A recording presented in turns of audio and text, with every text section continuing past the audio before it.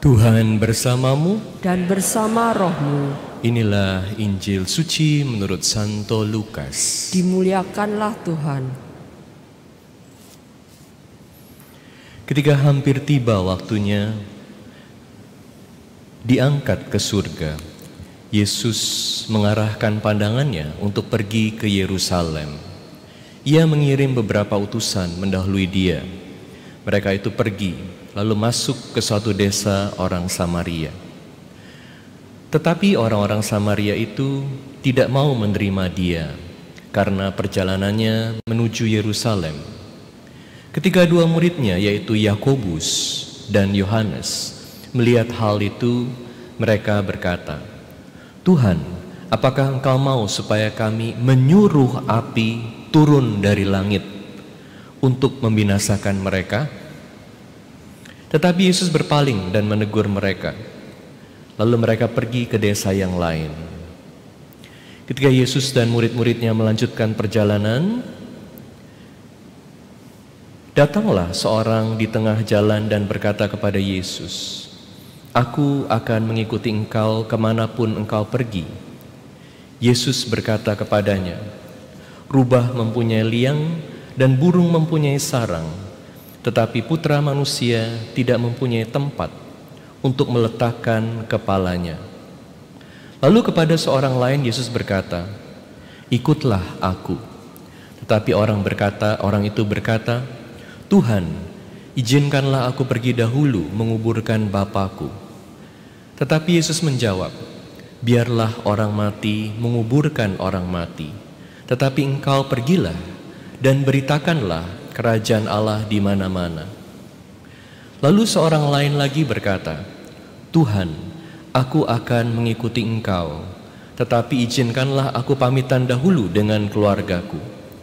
Tapi Yesus berkata kepadanya, "Setiap orang yang siap untuk membajak, tetapi menoleh ke belakang, tidak layak untuk kerajaan Allah."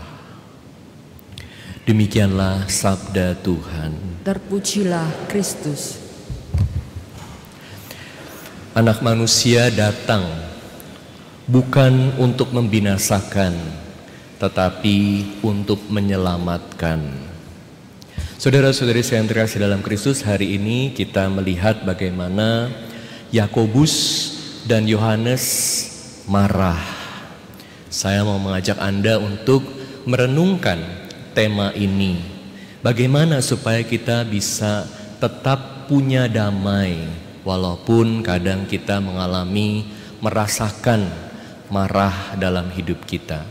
Pertama, saya mau mengajak Anda melihat bagaimana ada penolakan pada Yesus dan murid-muridnya.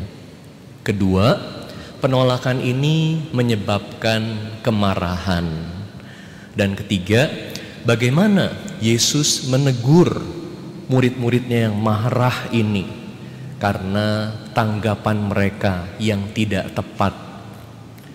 Pertama, saya mau mengajak Anda melihat bagaimana Yesus dan murid-muridnya yang mau masuk ke Samaria, tujuan utama mereka ke Yerusalem, tetapi kemudian mereka ditolak.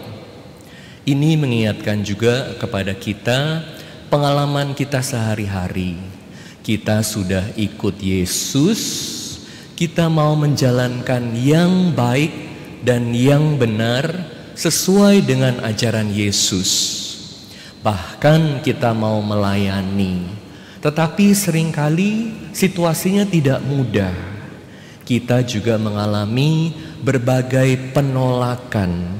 Kita juga mengalami berbagai kesulitan. Bagaimana saat kita harus berhubungan dengan anggota keluarga kita yang punya pandangan yang berbeda dari kita? Bagaimana saat kita harus berkonflik dengan teman di satu organisasi gereja yang hanya cari nama untuk dirinya sendiri? Ada banyak alasan kenapa di dalam keluarga atau dalam organisasi gereja atau dalam masyarakat kita mengalami penolakan-penolakan. Padahal kita udah ikut Tuhan Yesus. Waktu kita ikut Tuhan Yesus, kita pikir kita mau lakukan selalu sesuai dengan ajaran Tuhan Yesus. Selalu mencari kehendak Tuhan. Tapi ternyata juga tidak mudah. Entah karena kelemahan kita sendiri, kita masih sombong. Kita masih kadang-kadang mau enaknya sendiri. Kita masih kadang-kadang mau supaya kehendak kita aja yang terjadi. Atau juga karena kelemahan orang lain. Karena kelemahan anggota keluarga kita. Suami atau istri yang pandangannya masih berbeda. Orang tua kita yang masih berbeda dari kita. Dan ada banyak alasan lainnya. Atau juga karena mereka sendiri juga masih hidup dalam dosa. Menyebabkan berbagai hal tidak terjadi secara harmonius. Tidak ada keselarasan, tidak ada damai. Saat kita ditolak, biasanya kalau ditolak Anda merasa bagaimana? Tersinggung. Kalau nggak sesuai sama keinginan Anda, pandangan Anda, marah, ngambek. Terjadi perpecahan, terjadi konflik. Pertanyaannya, bagaimana Anda menghandle kemarahan ini? Yakobus dan Yohanes, mereka adalah murid-murid yang dipilih Tuhan, sangat dicintai oleh Tuhan. Bahkan mereka melihat bagaimana Yesus dimuliakan, berubah rupa, bersinar. Mereka 2 dari 3 murid yang diajak Yesus untuk melihat kemuliaan Yesus. Tentu mereka punya peran yang sangat penting di antara kelompok para murid. Bagaimana reaksi mereka saat mereka ditolak di Samaria? Mereka katakan pada Yesus, apakah perlu kami turunkan api? Tujuannya untuk apa turunkan api? Membinasakan mereka. Dan Yesus menegur mereka dengan sangat keras. Kenapa? Karena murid-murid ini lalu terjebak di dalam kemarahan. Berbagai penolakan yang kita rasakan, berbagai hal yang terjadi tidak sesuai dengan kehendak kita, seringkali membuat kita marah. Pertanyaannya, marah itu dosa atau tidak? Marah itu dosa atau tidak? Harus selalu ingat, marah bukan dosa. Puji Tuhan. Banyak yang seneng, banyak yang ketawa ya. Kenapa marah bukan dosa? Yesus juga marah kok. Yesus marah kan? Yesus marah di bait Allah. Tapi harus lihat bedanya marahnya Yesus sama marahnya kita apa? Marah adalah perasaan.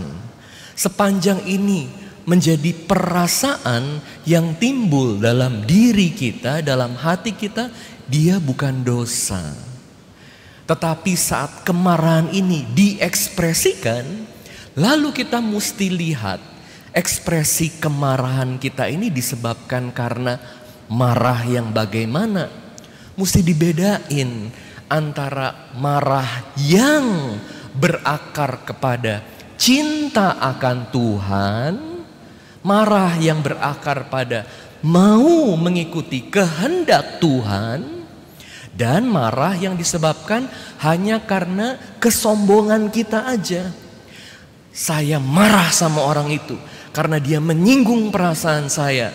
Saya marah sama orang itu karena saya ini tidak diwongke.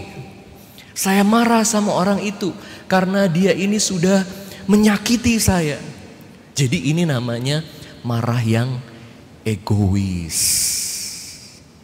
Dan kalau marahnya ini karena cinta akan Tuhan, efeknya itu apa? Bukan mau menghancurkan, bukan mau membinasakan, bukan mau menghanguskan, bukan mau merusak, bukan mau menyingkirkan orang itu. Romo, orang ini loh brengsek. Lihat bagaimana jeleknya dia. Dia tidak bisa jadi pemimpin kita. Singkirin aja, singkirin. Nah, ini kemarahan macam apa? Kemarahan seperti Yohanes dan Yakobus yang mau menghanguskan, turunkan api dengan kuasa Tuhan, bisa menghanguskan. Gimana kalau marah sama suami? Hanguskan suami. Gimana marah sama istri? Hanguskan istri. Gimana marah sama Romo? Waduh, ini paling menakutkan ya kalau marah sama Romo ya. Menghanguskan Romo. Turunkan api. Waduh, bahaya. Ini namanya mau menghancurkan. Ini bukan kemarahan yang karena mencintai Tuhan. Kemarahan yang berakar dan berakhir pada cinta diri, keegoisan. Makanya Anda bisa lihat kalau lagi marah, lihat bagaimana Anda marah. Marahnya ini ngejelek-jelekin orang terus supaya orang ini rusak, supaya orang ini hancur, atau diajak bicara baik-baik. Sebaiknya begini, sebaiknya begitu, ya. Didoakan. Beda kan? Nah, Yesus itu marah karena Yesus cinta Tuhan, cinta bait Allah. Tapi kalau kita marah, mengekspresikan marah, mengumbar kemarahan, seringkali karena cinta diri dan mau supaya orang lain hancur, hangus. Enyahlah dari hadapanku, aku gak mau lihat kamu lagi. Nah, ini tentu bukan marah yang baik. Makanya Yesus menegur dua murid ini dan mengatakan, aku datang bukan untuk menghanguskan, membinasakan, tapi untuk menyelamatkan. Nah, makanya kita harus berusaha mencari damai, mohon kepada Tuhan supaya bisa memaafkan. Tentu ini tidak mudah karena ada banyak orang di sekitar kita yang bencekno. Jadi Romo juga tidak mudah karena tentu bukan umat DRM, tapi ada umat juga yang bencekno. Mesti buat apa? Kalau Romonya dimarahin sama orang lain, kalau kita dimarahin sama orang lain, apakah kita juga akan terpancing untuk lalu marah karena ego kita ini tersakiti?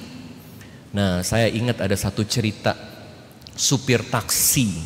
Mungkin Anda pernah dengar, tapi ini selalu membantu saya setiap kali saya kesel sama orang lain.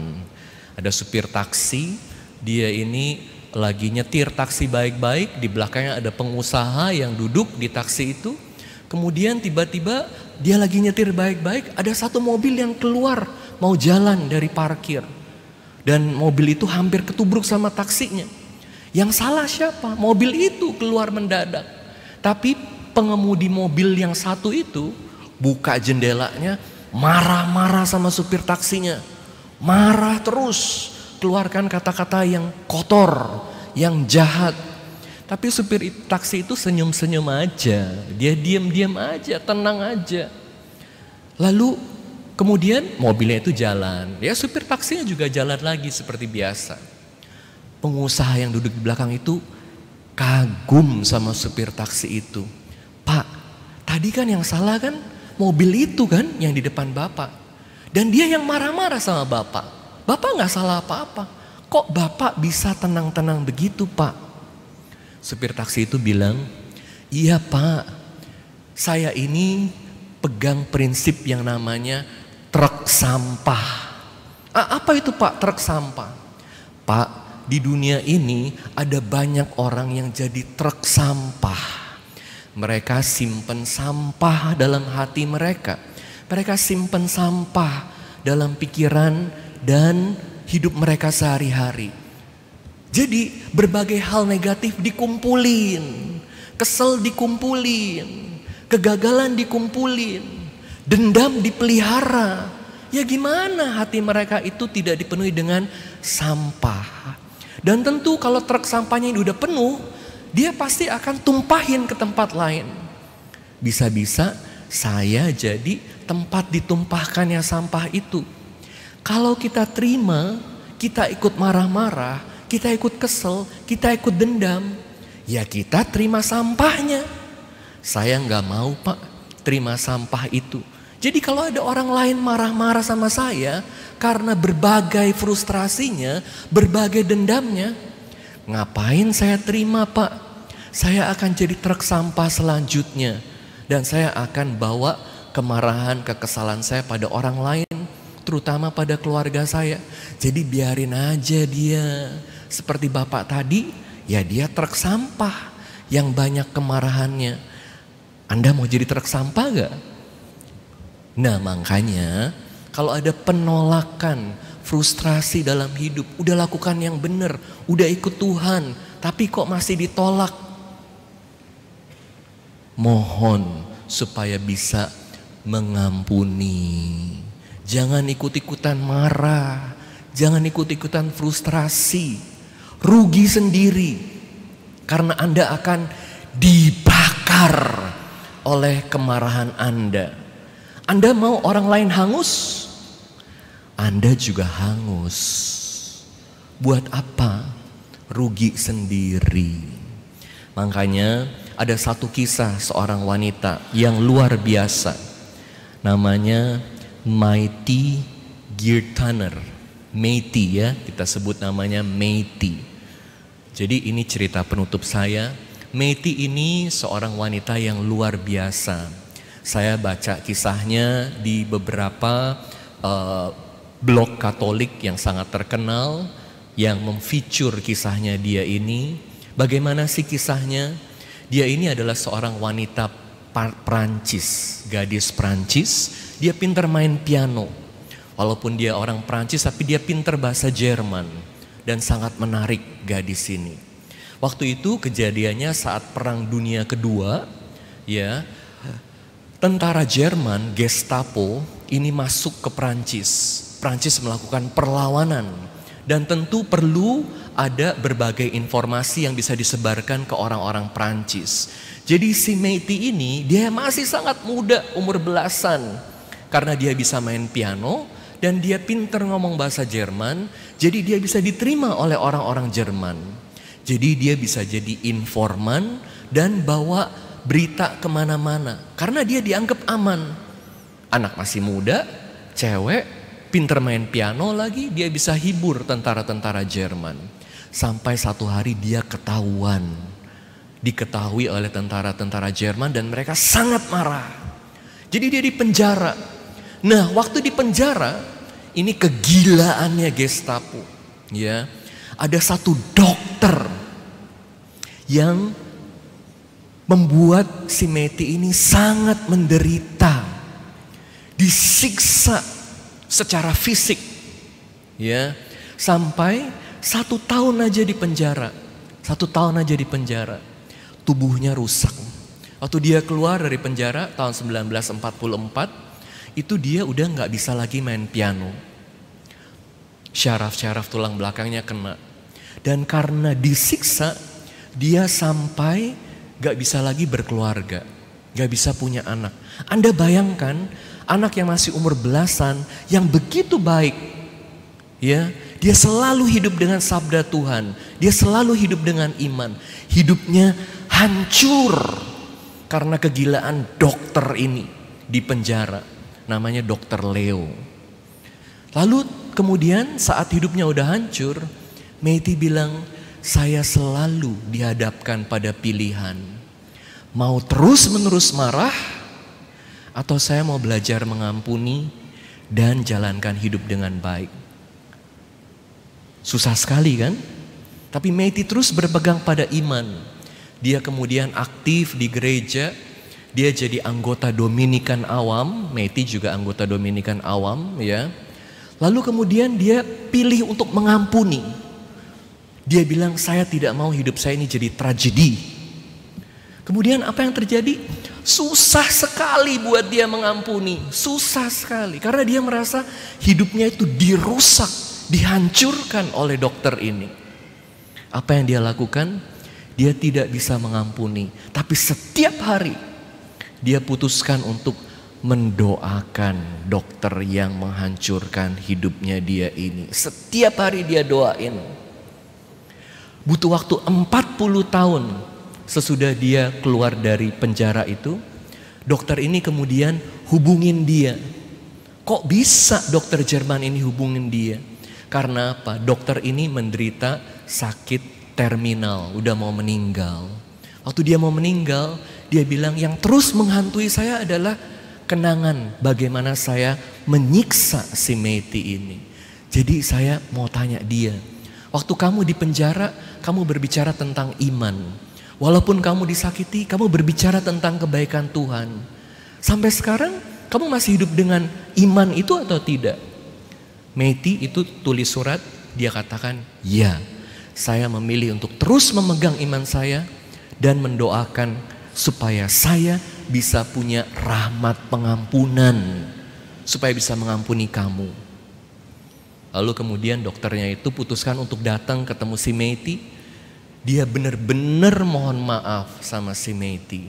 Dan saat itu Tuhan memberikan rahmat pengampunan pada Meti.